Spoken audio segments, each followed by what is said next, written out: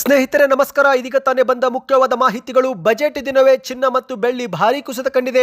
ಬೆಳ್ಳಿ ಬೆಲೆಯಲ್ಲಿ 36% ಕುಸಿತ, ಚಿನ್ನದ ದರವು ಕೂಡ ಮತ್ತೆ 9% ಕುಸಿತ. ವಿಡಿಯೋನ ಪೂರ್ತಿಯಾಗಿ ನೋಡಿ. ಬಜೆಟ್ನಲ್ಲಿ ರೈತರಿಗೆ ಸೇರಿದಂತೆ ಜಿ ಯೋಜನೆಗೆ ಅತಿ ಹೆಚ್ಚು ಹಣ ಹಂಚಿಕೆ ಮಾಡಲಾಗಿದೆ. ಯಾವೆಲ್ಲ ಇಲಾಖೆಗಳಿಗೆ ಎಷ್ಟು ಹಣ ಕೊಡಲಾಗಿದೆ ಎಲ್ಲ ಮಾಹಿತಿ ನೋಡೋಣ ಸ್ನೇಹಿತರೆ. ಇನ್ನು ಬಜೆಟ್ನಲ್ಲಿ ಮದ್ಯಪ್ರಿಯರಿಗೆ ಶಾಕಿಂಗ್ ಸುದ್ದಿ, ಸಿಗರೆಟ್ ಬೆಲೆಯೂ ಕೂಡ ಏರಿಕೆ ಮಾಡಲಾಗುತ್ತಿದೆ. ಇನ್ನು ಮತ್ತೊಂದೆಡೆಯಲ್ಲಿ ಕರ್ನಾಟಕ ರಾಜ್ಯಕ್ಕೇನೆ ಅತಿ ಹೆಚ್ಚು ತೆರಿಗೆ ಪಾಲು ಘೋಷಣೆ ಮಾಡಲಾಗಿದ್ದು, ಕಾಂಗ್ರೆಸ್ ಟೀಕೆಗಳಿಗೆ ಎಚ್.ಡಿ. ಕುಮಾರಸ್ವಾಮಿ ಅವರು ಉತ್ತರ ಕೊಟ್ಟಿದ್ದಾರೆ ಮಾಧ್ಯಮಗಳ ಮುಂದೆ.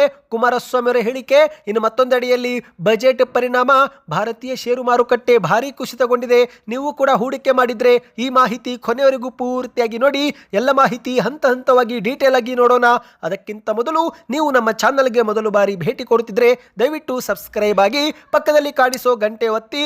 ಇದರಿಂದ ನಾವು ಹಾಕುವ ಮುಖ್ಯವಾದ ಸುದ್ದಿಗಳು ನಿಮಗೆ ಸಿಗುತ್ತವೆ. ವಿಡಿಯೋಗೆ ಲೈಕ್ ಮಾಡಿ ಮತ್ತು ವಿಡಿಯೋ ಪೂರ್ತಿಯಾಗಿ ನೋಡಿ. ಬನ್ನಿ ಸ್ನೇಹಿತರೆ, ಎಲ್ಲ ಮಾಹಿತಿಗಳನ್ನು ಡೀಟೇಲ್ ಆಗಿ ನೋಡೋಣ.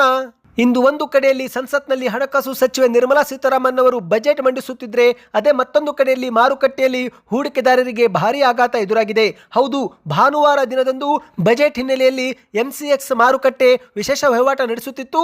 ಇತ್ತ ಬಜೆಟ್ ಮಂಡನೆಗೆ ಕೆಲವೇ ಗಂಟೆ ಆರಂಭ ಇರುವಾಗ ಚಿನ್ನ ಮತ್ತು ಬೆಳ್ಳಿಗಳು ನೆಲಕಚ್ಚಿವೆ. ಹೌದು ಸ್ನೇಹಿತರೆ, ಮತ್ತೊಮ್ಮೆ ಚಿನ್ನ ಮತ್ತೆ ಕುಸಿತ ಕಂಡಿದೆ. ಚಿನ್ನದ ದರ ಅಕ್ಷರಶಃ ಕೆಳಕ್ಕೆ ಬಿದ್ದಿದೆ ಸ್ನೇಹಿತರೆ. ಹೌದು, ಈಗ ಮೊದಲೇ ಕುಸಿತ ಕಂಡ ಚಿನ್ನ ಈಗ ಮತ್ತೆ 9% ಕುಸಿತ ಕಂಡಿದೆ. ಈ ಮೂಲಕ 10 ಗ್ರಾಂ ಚಿನ್ನದ ಬೆಲೆ 1,51,610 ಮಟ್ಟಕ್ಕೆ ತಲುಪಿದೆ. ಹೌದು, ಇದು ಮಾರುಕಟ್ಟೆಯಲ್ಲಿ ಬಂದಿರುವ ಬೆಲೆಯಾಗಿದೆ ಸ್ನೇಹಿತರೆ. ನಾಳೆ ಸೋಮವಾರದಂದು ಇನ್ನಷ್ಟು ಕುಸಿತ ನಾವು ಕಾಣಬಹುದಾಗಿದೆ. ಇನ್ನು ಅದೇ ರೀತಿ ಬೆಳ್ಳಿ ಬೆಲೆಯೂ ಕೂಡ ಗಂಭೀರವಾಗಿದೆ. ಯಾಕಂದ್ರೆ ಪ್ರತಿ ಕೆಜಿ ಬೆಳ್ಳಿ ಇದೀಗ 2,84,826 ಆಸುಪಾಸಿನಲ್ಲಿ ಮಾರುಕಟ್ಟೆಯಲ್ಲಿ ವಹಿವಾಟ ಆಗ್ತಾ ಇದೆ. ಹೌದು, ಅಂತಾರಾಷ್ಟ್ರೀಯ ಮಾರುಕಟ್ಟೆಯಲ್ಲಿ ಬೆಳ್ಳಿ ಮತ್ತು ಚಿನ್ನ ಭಾರಿ ಕುಸಿತ ಕಂಡಿದೆ. ಚಿನ್ನ 9% ಕುಸಿತವಾದರೆ ಬೆಳ್ಳಿ ಬೆಲೆ 36% ಕುಸಿಯುವ ಮೂಲಕ ಇಡೀ ಇತಿಹಾಸದಲ್ಲಿ ಅತಿ ದೊಡ್ಡ ಇಳಿಕೆಯನ್ನು ದಾಖಲು ಮಾಡಿದೆ. ಹೌದು ಸ್ನೇಹಿತರೆ, 4,20,000 ಇದ್ದಂತ ಬೆಳ್ಳಿ ಈಗ ಪ್ರತಿ ಕೆಜಿ 2,85,000 ರೂಪಾಯಿಗೆ ಮಾರುಕಟ್ಟೆಯಲ್ಲಿ ತೋರಿಸ್ತಾ ಇದೆ. ಅದೇ ರೀತಿ ಚಿನ್ನವು ಕೂಡ 1,79,000 ಆಗಿತ್ತು, ಇದೀಗ ಕುಸಿದು 1,60,000 ಆಗಿದ್ದು ನಾಳೆ ಇದು 1,50,000 ರೂಪಾಯಿ ಆಗಲಿದೆ ಎಂದು ಕೂಡ ಹೇಳಲಾಗ್ತಿದೆ. ಹೌದು, ಈ ಒಂದು ಭಾರಿ ಕುಸಿತಕ್ಕೆ ಹಲವು ಕಾರಣಗಳಿದ್ದು, ಅದರಲ್ಲಿ ಪ್ರಮುಖ ಕಾರಣವೇ ಅಮೆರಿಕ ಡಾಲರ್ ಮೌಲ್ಯ ಏರಿಕೆ ಆಗಿರುವುದು. ಮತ್ತು ಅಷ್ಟು ಮಾತ್ರವಲ್ಲ ಸ್ನೇಹಿತರೆ, ಪ್ರಾಫಿಟ್ ಬುಕ್ಕಿಂಗ್ ಮಾಡಿಕೊಳ್ಳಲಾಗ್ತಾ ಇದೆ. ಇಷ್ಟು ದಿನ ಕಡಿಮೆ ಬೆಲೆ ಇದ್ದಾಗ ಅಂತಾರಾಷ್ಟ್ರೀಯ ಮಾರುಕಟ್ಟೆಯಲ್ಲಿ ಚಿನ್ನ ಖರೀದಿ ಮಾಡಿದವರು ಇದೀಗ ಪ್ರಾಫಿಟ್ ಬುಕ್ಕಿಂಗ್ ಮಾಡ್ತಿದ್ದಾರೆ. ಅಂದ್ರೆ ಲಾಭ ಗಳಿಸಲು ಈ ಒಂದು ಮಾರುಕಟ್ಟೆಯಲ್ಲಿ ಖರೀದಿ ಮಾಡಿದಂಥ ಚಿನ್ನವನ್ನು ಈಗ ಸೆಲ್ ಮಾಡ್ತಿದ್ದಾರೆ. ಇನ್ನು ಮತ್ತೊಂದೆಡೆಯಲ್ಲಿ ಅಮೆರಿಕದ ಫೆಡರಲ್ ರಿಸರ್ವ್ ಅಧ್ಯಕ್ಷಕ ಸ್ಥಾನಕ್ಕೆ ಕೆವಿನ್ ವಾರ್ಷ್ ಅವರನ್ನ ನೇಮಕ ಮಾಡಿದ್ದ ಪರಿಣಾಮವೇ ಚಿನ್ನ ಮತ್ತು ಬೆಳ್ಳಿ ನೆಲಕಚ್ಚಿವೆ ಎಂದು ಕೂಡ ಹೇಳಲಾಗ್ತಾ ಇದೆ ಸ್ನೇಹಿತರೆ. ನೀವೇನಾದರೂ ಚಿನ್ನ ಅಥವಾ ಬೆಳ್ಳಿ ಖರೀದಿ ಮಾಡಲು ಯೋಚನೆ ಮಾಡುತ್ತಿದ್ರೆ ಸೋಮವಾರ ಒಂದು ದಿನ ವೇಟ್ ಮಾಡಿ ಮಂಗಳವಾರದಂದು ಖರೀದಿ ಮಾಡಬಹುದು. ಯಾಕಂದ್ರೆ ನಾಳೆಯ ಮಾರುಕಟ್ಟೆಯಲ್ಲಿ ಮತ್ತೆ ಕುಸಿತವಾಗಬಹುದು. ಸೋಮವಾರ ಫೆಬ್ರವರಿ 2ರಂದು ಇನ್ನಷ್ಟು ಚಿನ್ನ ಮತ್ತು ಬೆಳ್ಳಿ ಕುಸಿಯುವ ಲಕ್ಷಣವಿದೆ. ಯಾಕಂದ್ರೆ ಅಂತಾರಾಷ್ಟ್ರೀಯ ಮಾರುಕಟ್ಟೆಯಲ್ಲಿ ಸೆಲ್ಲಿಂಗ್ ಪ್ರೆಷರ್ ಈಗ ಜೋರಾಗಿದೆ. ಇಷ್ಟು ದಿನ ಖರೀದಿ ಆಯಿತು, ಇದೀಗ ಖರೀದಿ ಮಾಡಿದ್ದನ್ನ ಸೆಲ್ ಮಾಡಲಾಗುತ್ತಿದೆ ಸ್ನೇಹಿತರೆ. ಬನ್ನಿ, ಈಗ ಇದೇ ಮಧ್ಯೆ ಕೇಂದ್ರದ ಬಜೆಟ್ನಲ್ಲಿ ರೈತರಿಗೆ ಸೇರಿದಂತೆ ಜಿ ಯೋಜನೆಗೆ ಅತಿ ಹೆಚ್ಚು ಹಣ ಹಂಚಿಕೆ ಮಾಡಲಾಗಿದೆ. ಹೌದು, 2026ರ ಬಜೆಟ್ ಅನ್ನ ಹಣಕಾಸು ಸಚಿವೆ ನಿರ್ಮಲಾ ಸೀತಾರಾಮನ್ ಅವರು ಇಂದು ಸಂಸತ್ನಲ್ಲಿ ಮಂಡಿಸಿದ್ದಾರೆ. ಈ ಬಾರಿಯ ಬಜೆಟ್ನಲ್ಲಿ ಕಾರ್ಪೊರೇಟ್ ಘೋಷಣೆಗಳಿಗಿಂತ ಹೆಚ್ಚು ಹಳ್ಳಿಗಳಿಗೆ, ರೈತರಿಗೆ, ಬಡ ಕುಟುಂಬ ಮತ್ತು ಆರೋಗ್ಯ ಸೇರಿದಂತೆ ಆಹಾರ ಭದ್ರತೆ ಮೇಲೆ ಹೆಚ್ಚು ಒತ್ತು ಕೊಡಲಾಗಿದೆ. ವಿಶೇಷವಾಗಿ ಸ್ನೇಹಿತರೆ, 4 ಪ್ರಮುಖ ಸಾಮಾಜಿಕ ಕಲ್ಯಾಣ ಯೋಜನೆಗಳಿಗೆ ಭಾರಿ ದೊಡ್ಡ ಮೊತ್ತದ ಹಣವನ್ನು ಹಂಚಿಕೆ ಮಾಡುವ ಮೂಲಕ ಕೇಂದ್ರ ಸರ್ಕಾರ ತನ್ನ ಆದ್ಯತೆ ಏನು ಎನ್ನುವುದನ್ನು ಸ್ಪಷ್ಟವಾಗಿ ತಿಳಿಸಿದೆ. ಹೌದು ಸ್ನೇಹಿತರೆ, 54 ಲಕ್ಷ ಕೋಟಿಯ ಗಾತ್ರದ ಬಜೆಟ್ ಅನ್ನ ನಿರ್ಮಲಾ ಸೀತಾರಾಮನ್ ಅವರು ಮಂಡಿಸಿದ್ದು, ಇದರಲ್ಲಿ ಅತಿ ಹೆಚ್ಚು ದೊಡ್ಡ ಪಾಲು ಗ್ರಾಮೀಣ ಉದ್ಯೋಗಕ್ಕೆ ಕೊಡಲಾಗಿದೆ. ಹೌದು, ಈ ಬಾರಿಯ ಅತಿ ದೊಡ್ಡ ಹಂಚಿಕೆ ಸಿಕ್ಕಿರುವುದು ಉದ್ಯೋಗ ಖಾತ್ರಿ ಯೋಜನೆಯಾಗಿರುವ ಜಿ ಯೋಜನೆ. ಹೌದು, ನರೇಗಾ ಯೋಜನೆಯನ್ನು ಜಿ ಯೋಜನೆಯಾಗಿ ನಾಮಕರಣ ಮಾಡಲಾಗಿದ್ದು, ಇದೇ ಮಧ್ಯೆ ಈ ಒಂದು ಯೋಜನೆಗೆ 95,692 ಕೋಟಿ ರೂಪಾಯಿ ಬಜೆಟ್ನಲ್ಲಿ ಮೀಸಲಿಡಲಾಗಿದೆ. ಕಳೆದ ವರ್ಷದ ಬಜೆಟ್ನಲ್ಲಿ 86,000 ಕೋಟಿ ಇತ್ತು. ಈ ಬಾರಿಯ ಬಜೆಟ್ನಲ್ಲಿ ಅದು 95,692 ಕೋಟಿಯಾಗಿದೆ. ಈ ಮೂಲಕ ಸ್ನೇಹಿತರೆ, ಗ್ರಾಮೀಣ ಭಾಗದ ನಿರುದ್ಯೋಗಿ ಕಾರ್ಮಿಕರಿಗೆ, ಸಣ್ಣ ರೈತ ಕುಟುಂಬಗಳಿಗೆ, ಹಳ್ಳಿಗಳಲ್ಲಿನ ರಸ್ತೆ, ಕೆರೆ, ನೀರಾವರಿ, ಸ್ವಚ್ಛತೆ ಸೇರಿದಂತೆ ಹಲವು ಮೂಲ ಸೌಕರ್ಯ ಯೋಜನೆಗಳಿಗೆ ಈ ಒಂದು ಹಣ ಉಪಯೋಗಿಸಿಕೊಳ್ಳಲಾಗುವುದು ಎಂದು ಹೇಳಲಾಗ್ತಾ ಇದೆ. ಒಟ್ಟಿನಲ್ಲಿ ಗ್ರಾಮೀಣ ಆರ್ಥಿಕತೆಯನ್ನ ಈ ಒಂದು ಹೆಚ್ಚಿಗೆ ಮಾಡುವ ಉದ್ದೇಶದಿಂದ ಈ ಒಂದು ಹಣ ಇಡಲಾಗಿದೆ. ಇನ್ನು ರೈತರಿಗೆ PM ಕಿಸಾನ್ ಸಮ್ಮಾನ್ ನಿಧಿ ಯೋಜನೆಗೆ 63,500 ಕೋಟಿ ರೂಪಾಯಿ ಹಣ ಹಂಚಿಕೆ ಮಾಡಲಾಗಿದೆ. ಹೌದು, ಒಂದು ಕಡೆಯಲ್ಲಿ ಕಿಸಾನ್ ಸಮ್ಮಾನ್ ನಿಧಿ ಯೋಜನೆ ಕುರಿತ ಕುರಿತಂತೆ ಮೊತ್ತ ಹೆಚ್ಚಳ ಮಾಡಲಿಲ್ಲ. ಆದರೆ ಈ ಬಾರಿಯೂ ಕೂಡ ಪ್ರತಿ ವರ್ಷದಂತೆ 6,000 ರೂಪಾಯಿ ವರ್ಷಕ್ಕೆ ಜಮೆ ಮಾಡಲಾಗುತ್ತಿದ್ದು, ಅದಕ್ಕಾಗಿಯೇ 63,500 ಕೋಟಿ ರೂಪಾಯಿ ಹಣ ಈಗಲೇ ಹಂಚಿಕೆ ಮಾಡಲಾಗಿದೆ. ಹೌದು, ಈ ಒಂದು ಯೋಜನೆ ಮೂಲಕ ರೈತರು 3 ಕಂತುಗಳಲ್ಲಿ 6,000 ರೂಪಾಯಿ ಪಡೆದುಕೊಳ್ಳುತ್ತಿದ್ದಾರೆ. ಆದರೆ ಸ್ನೇಹಿತರೆ, ಈ ಒಂದು ಯೋಜನೆ ಜಾರಿಗೆ ಮಾಡಿದಾಗಲಿಂದಲೂ ಕೂಡ ಇದುವರೆಗೆ ಸಹಾಯಧನ ಏರಿಕೆ ಮಾಡಿಲ್ಲ. ಒಂದು ಕಡೆಯಲ್ಲಿ ಬೀಜ, ರಸಗೊಬ್ಬರ, ಕೀಟನಾಶಕ, ಟ್ರ್ಯಾಕ್ಟರ್, ಡೀಸೆಲ್ ಹೀಗೆ ಪ್ರತಿ ವಸ್ತುಗಳ ಬೆಲೆ ಏರಿಕೆಯಾಗಿದೆ.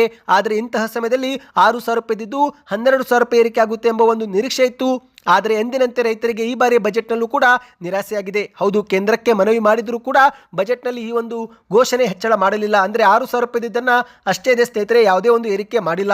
ಇನ್ನು ಅದೇ ರೀತಿ ಆರೋಗ್ಯ ಭದ್ರತೆ ಆಯುಷ್ಮಾನ್ ಭಾರತ್ ಯೋಜನೆಗೂ ಕೂಡ 9,500 ಕೋಟಿ ರೂಪಾಯಿ ಮೀಸಲಿಡಲಾಗಿದೆ. ಹೌದು, ಈಗಾಗಲೇ ಕ್ಯಾನ್ಸರ್ ಮತ್ತು ಡಯಾಬಿಟಿಕ್ ಅನ್ನು ಕೊನೆಗೊಳಿಸಲು 10,000 ಕೋಟಿ ಹಣ ಮೀಸಲಿಟ್ಟಿದ್ದು, ಇದೇ ಮಧ್ಯೆ ಆಯುಷ್ಮಾನ್ ಭಾರತ್ ಯೋಜನೆಗೂ ಕೂಡ 9,500 ಕೋಟಿ ರೂಪಾಯಿ ಹಣವನ್ನು ಮೀಸಲಿಡಲಾಗಿದೆ. ಹೌದು, ದೇಶಾದ್ಯಂತ ಬಡ ಮತ್ತು ದುರ್ಬಲ ಕುಟುಂಬಗಳಿಗೆ ಈ ಒಂದು ಯೋಜನೆ ಲಕ್ಷಾಂತರ ರೂಪಾಯಿಯಿಂದ ಸಹಾಯ ಮಾಡಲಿದೆ ಸ್ನೇಹಿತರೆ. ವಿಶೇಷವಾಗಿ ದೊಡ್ಡ ದೊಡ್ಡ ಆಸ್ಪತ್ರೆಯಲ್ಲಿ ನಡೆಯುವ ದುಬಾರಿ ಶಸ್ತ್ರಚಿಕಿತ್ಸೆ ಸಮಯದಲ್ಲಿ ಈ ಒಂದು ಯೋಜನೆ ತುಂಬಾನೇ ಸಹಾಯಕವಾಗಲಿದೆ. ಇನ್ನು ಅದೇ ರೀತಿ ಪ್ರಧಾನಮಂತ್ರಿ ಗರೀಬ್ ಅನ್ನ ಕಲ್ಯಾಣ ಯೋಜನೆಗೂ ಕೂಡ 2,27,000 ಕೋಟಿ ಹಣ ಖರ್ಚು ಮಾಡುವ ನಿರ್ಧಾರ ಕೇಂದ್ರ ಸರ್ಕಾರ ಮಾಡಿದೆ. ಈ ಒಂದು ಯೋಜನೆಯಡಿಯಲ್ಲಿ ಉಚಿತ ಅಥವಾ ಕಡಿಮೆ ದರದಲ್ಲಿ ಅಕ್ಕಿ, ಗೋಧಿ ಮತ್ತು ಇತರೆ ಆಹಾರಧನ ಒದಗಿಸುವ ಮೂಲಕ ಲಕ್ಷಾಂತರ ಬಡ ಕುಟುಂಬಗಳಿಗೆ ಆಹಾರ ಭದ್ರತೆ ಈ ಒಂದು ಯೋಜನೆ ಖಚಿತಪಡಿಸಿಕೊಳ್ಳುತ್ತೆ ಸ್ನೇಹಿತರೆ.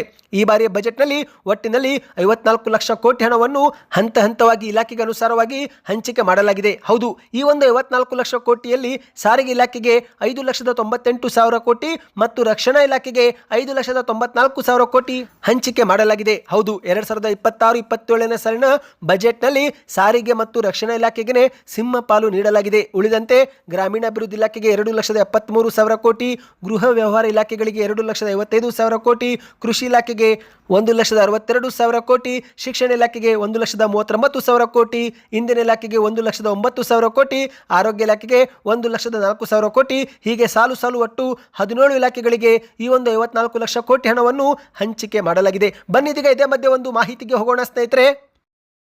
ಈ ಬಾರಿಯ ಬಜೆಟ್ನಲ್ಲಿ ರಾಜ್ಯಕ್ಕೆ ಹೆಚ್ಚಿನ ತೆರಿಗೆ ಪಾಲು ಕೊಡಲಾಗಿದೆ ಎಂದು ಕೇಂದ್ರದ ಸಚಿವ ಎಚ್ ಡಿ ಕುಮಾರಸ್ವಾಮಿ ಅವರು ಹೇಳಿದ್ದು, ಅಷ್ಟು ಮಾತ್ರವಲ್ಲದೆ ಈಗಲಾದರೂ ಕಾಂಗ್ರೆಸ್ ನಾಯಕರು ಟೀಕೆ ಮಾಡುವುದನ್ನು ಬಿಡಬೇಕು ಎಂದು ನವದೆಹಲಿಯಲ್ಲಿ ಪ್ರತಿಕ್ರಿಯೆ ಕೊಟ್ಟಿದ್ದಾರೆ. ಹೌದು, ಹಣಕಾಸು ಖಾತೆ ಸಚಿವೆ ನಿರ್ಮಲಾ ಸೀತಾರಾಮನ್ ಅವರು ಮಂಡನೆ ಮಾಡಿರುವ ಬಜೆಟು ರಾಜ್ಯ ಕಾಂಗ್ರೆಸ್ ಸರ್ಕಾರ ಮಾಡುತ್ತಿರುವ ಟೀಕೆಗಳಿಗೆ ಉತ್ತರವಾಗಿದೆ ಎಂದು ಕುಮಾರಸ್ವಾಮಿ ಅವರು ಹೇಳಿಕೆ ಕೊಟ್ಟಿದ್ದಾರೆ. ಬಜೆಟ್ ಬಳಿಕ ನವದೆಹಲಿಯಲ್ಲಿ ಮಾಧ್ಯಮಗಳ ಮುಂದೆ ಮಾತನಾಡಿದಂಥ ಕುಮಾರಸ್ವಾಮಿ ಅವರು, ಇಷ್ಟು ದಿನ ತೆರಿಗೆ ಹಂಚಿಕೆ ಪಾಲಿನಲ್ಲಿ ಅನ್ಯಾಯ ಮಾಡಲಾಗುತ್ತಿದೆ ಎಂದು ರಾಜ್ಯ ಸರ್ಕಾರ ಸಾಮಾನ್ಯವಾಗಿ ಕೇಂದ್ರಕ್ಕೆ ದೂರುತ್ತಿತ್ತು. ಆದರೆ ಈ ಬಾರಿಯ ಬಜೆಟ್ನಲ್ಲಿ 16ನೇ ಹಣಕಾಸು ಆಯೋಗ ಕರ್ನಾಟಕಕ್ಕೆ 4.13% ತೆರಿಗೆ ಪಾಲು ಹಂಚಿಕೆ ಶಿಫಾರಸು ಮಾಡಿದೆ. ಈ ಒಂದು ಹಿಂದೆ 15ನೇ ಹಣಕಾಸು ಆಯೋಗವು 3.64 ಹಂಚಿಕೆ ಮಾಡಿತ್ತು. ಆದರೆ ಇದೀಗ ಹೊಸದಾಗಿ 4.13% ಏರಿಕೆ ಮಾಡಿದ್ದು, ಈ ಮೂಲಕ 2026-27ನೇ ಸಾಲಿನಲ್ಲಿ ಕರ್ನಾಟಕಕ್ಕೆ 63,049 ಕೋಟಿ ರೂಪಾಯಿ ತೆರಿಗೆ ಪಾಲು ಬರಲಿದೆ. ಇನ್ನು ಮುಂದೆ ಆದರೂ ರಾಜ್ಯ ಕಾಂಗ್ರೆಸ್ನವರು ಕೇಂದ್ರದ ಕುರಿತಂತೆ ಟೀಕೆ ಮಾಡುವುದನ್ನು ಬಿಡಬೇಕು ಎಂದು ಕುಮಾರಸ್ವಾಮಿ ಅವರು ಹೇಳಿದ್ದಾರೆ. ಈ ಬಾರಿ ಬಜೆಟ್ನಲ್ಲಿ ಕರ್ನಾಟಕ ರಾಜ್ಯಕ್ಕೆ ನಿರಾಶೆ ಏನೂ ಆಗಿಲ್ಲ. ಬದಲಿಗೆ ತೆಂಗು ಪ್ರೋತ್ಸಾಹ ಯೋಜನೆಯಡಿಯಲ್ಲಿ ತೆಂಗಿನ ಉತ್ಪಾದನೆ ಹೆಚ್ಚಳಕ್ಕೆ ಉತ್ತೇಜನ ಕೊಡಲಾಗಿದೆ. ಗೋಡಂಬಿ ಮತ್ತು ಕೋಕೋವನ್ನು 2030ರ ವೇಳೆಗೆ ಪ್ರೀಮಿಯಂ ಗ್ಲೋಬಲ್ ಬ್ರ್ಯಾಂಡ್ ಆಗಿ ಮಾಡುವ ಬಗ್ಗೆ ಘೋಷಣೆ ಮಾಡಲಾಗಿದೆ. ಶ್ರೀಗಂಧ, ತೆಂಗು ಬೆಳೆ, ಕೋಕೋ ಬೆಳೆಗೆ ವಿಶೇಷ ಯೋಜನೆ ಮೂಲಕ ರಾಜ್ಯದ ಹಲವಾರು ಜಿಲ್ಲೆಗಳಿಗೆ ಇದು ಉಪಯೋಗವಾಗುತ್ತೆ ಎಂದು ಕುಮಾರಸ್ವಾಮಿ ಅವರು ಹೇಳಿದ್ದಾರೆ. ಅಷ್ಟು ಮಾತ್ರವಲ್ಲ, ಹೈದರಾಬಾದ್ನಿಂದ ಬೆಂಗಳೂರು, ಬೆಂಗಳೂರಿನಿಂದ ಚೆನ್ನೈ ಹೀಗೆ ಸಾಲು ಸಾಲು ಹೈ ಸ್ಪೀಡ್ ರೈಲು ಕಾರಿಡಾರ್ ಯೋಜನೆಗೂ ಕೂಡ ರಾಜ್ಯಕ್ಕೆ ಇದು ವರದಾನವಾಗುತ್ತೆ. ಈಗಾಗಲೇ ರಾಜ್ಯದಲ್ಲಿ ಹಲವು ವೇಗದ ರೈಲುಗಳು ಕಾರ್ಯಾಚರಿಸುತ್ತಿದ್ದು, ವಂದೇ ಭಾರತ್ ರೈಲು ಕೂಡ ಇದಕ್ಕೆ ಸೇರ್ಪಡೆಯಾಗಿದೆ ಎಂದು ಕುಮಾರಸ್ವಾಮಿ ಅವರು ಹೇಳಿದ್ದಾರೆ. ಬನ್ನಿ ಸ್ನೇಹಿತರೆ, ಕೊನೆ ಮಾಹಿತಿಗೆ ಹೋಗೋಣ. ಈಗ ಬಜೆಟ್ನಲ್ಲಿ ಮದ್ಯಪ್ರಿಯರಿಗೆ ಶಾಕಿಂಗ್ ಸುದ್ದಿ. ಹೌದು, ಮದ್ಯಪ್ರಿಯರಿಗೆ ಮತ್ತು ಸಿಗರೆಟ್ ಬೆಲೆ ಈಗ ಏರಿಕೆ ಆಗಲಿದೆ. ಇನ್ನು ಇದೇ ಮಧ್ಯೆ ಬಜೆಟ್ ಕಾರಣ ಇಂದು ಷೇರು ಮಾರುಕಟ್ಟೆ ಕುಸಿತವಾಗಿದೆ. ಹೌದು, ಬಜೆಟ್ನಲ್ಲಿ ಘೋಷಣೆ ಮಾಡಲಾದಂಥ ಕೆಲವು ಟ್ಯಾಕ್ಸ್ ಪರಿಣಾಮ ಹೂಡಿಕೆದಾರರು ನಿರಾಸೆಯಾಗಿದ್ದು, ಹಾಗಾಗಿ ಇಂದು ದೊಡ್ಡ ಮಟ್ಟದಲ್ಲಿ ಷೇರು ಮಾರುಕಟ್ಟೆ ಕುಸಿತ ಕಂಡಿದೆ. ಹೌದು, ರವಿವಾರದಂದು ಬಜೆಟ್ ಇರುವ ಕಾರಣಕ್ಕೆ ಷೇರು ಮಾರುಕಟ್ಟೆ ಬಾಗಿಲು ತೆರೆಯಲಾಗಿತ್ತು. ಆದರೆ ಭಾಷಣ ಇನ್ನೇನು ಮುಗಿಯಬೇಕು ಅನ್ನುವಷ್ಟರಲ್ಲಿ ಷೇರು ಮಾರುಕಟ್ಟೆಯಲ್ಲಿ ದೊಡ್ಡ ಮಟ್ಟದಲ್ಲಿ ಕುಸಿತವಾಗಿದೆ. ಹೂಡಿಕೆದಾರರು ಹೊಸ ಘೋಷಣೆಗೆ ಕಂಗಾಲಾಗಿ ಹೋಗಿದ್ದಾರೆ. ಯಾಕಂದರೆ STT ಸೇರಿದಂತೆ ಇತರೆ ಟ್ಯಾಕ್ಸ್ ಅನ್ನು ಏರಿಕೆ ಮಾಡಲಾಗಿದೆ. ಇದರ ಪರಿಣಾಮ ನಿಫ್ಟಿ 50 500 ಅಂಕ ಕುಸಿತ ಕಂಡ್ರೆ, ಇತ್ತ ಸೆನ್ಸೆಕ್ಸ್ ಮತ್ತು ಬ್ಯಾಂಕ್ ನಿಫ್ಟಿ 2,000 ಪಾಯಿಂಟ್ಗಳಿಗಿಂತಲೂ ಅಧಿಕ ಕುಸಿತ ಕಂಡಿದೆ ಸ್ನೇಹಿತರೆ. ಅಷ್ಟು ಮಾತ್ರವಲ್ಲ, ಇತರೆ ಷೇರುಗಳು ಕೂಡ ಕುಸಿತವಾಗಿದೆ.